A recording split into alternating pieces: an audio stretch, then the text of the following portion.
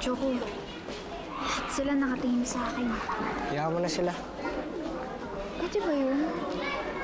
Basta huwag mo na silang pansinin. Sige, doon na ako, dyan na yung room eh. Sige. Huwag mo silang pansinin, ha?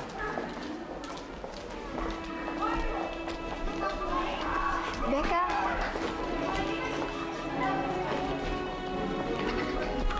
Hoy, bruha. Dito sa school na to, hindi tayo magkakilala. At hindi mo ko tatawagin sa pangalan ko. Hindi tayo pwede mag-usap dito, no? Baka mamaya pag nalaman para mga tao dito magkakilala tayo, mandiri sila sa akin. Tandaan mo yun. Tara na.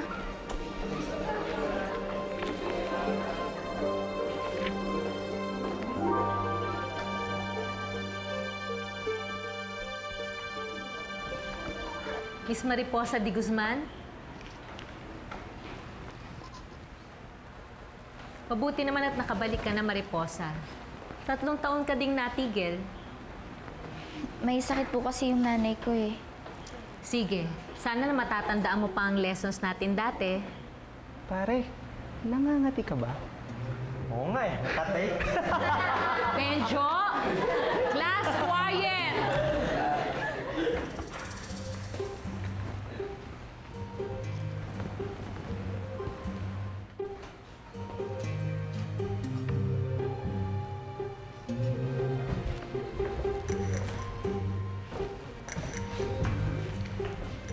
Excuse me.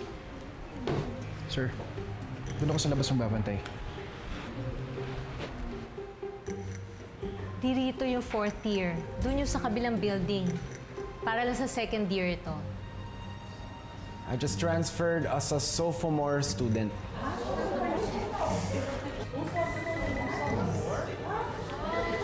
And that's the principal. Tatawagan niya daw kayo. Yes, ma'am. Opo. Andito nga po si Inigo Villamor. Okay, ma'am. I'll accept him in my class. Yes, ma'am. Okay, Mr. Villamor, you may take your seat.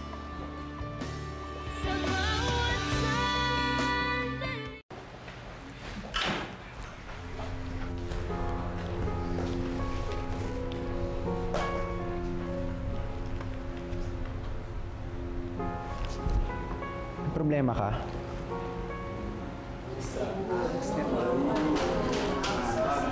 Class, please copy this.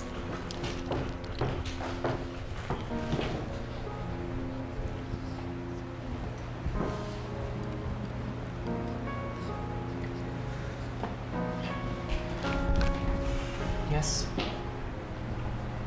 Ba't ka nakatingin? May kailangan ka? Wala. Then stop staring. Don't you know it's impolite to stare? Sorry.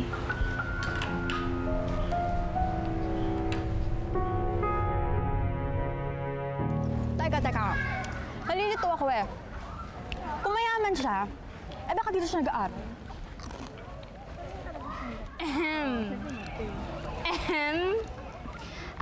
Tambayan to ng mga sikat na girls.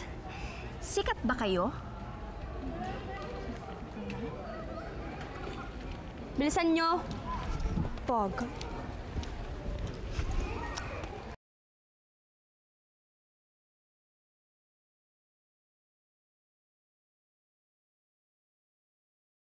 Hihintay mo. Mag-impake na kayo ng gamit nyo. Lumayas ka na dito! Layas! Pasa.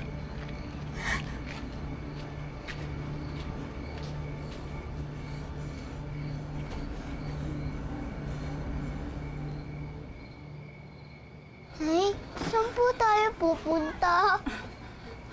Bahala na, anak. Basta malayo dito. Malayo sa mga panlalait nila. Nay, sorry po ah.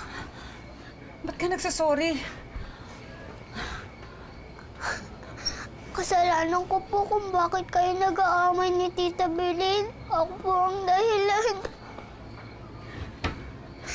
Rosa, huwag ka mag-alala. Wala kang kinalaman doon.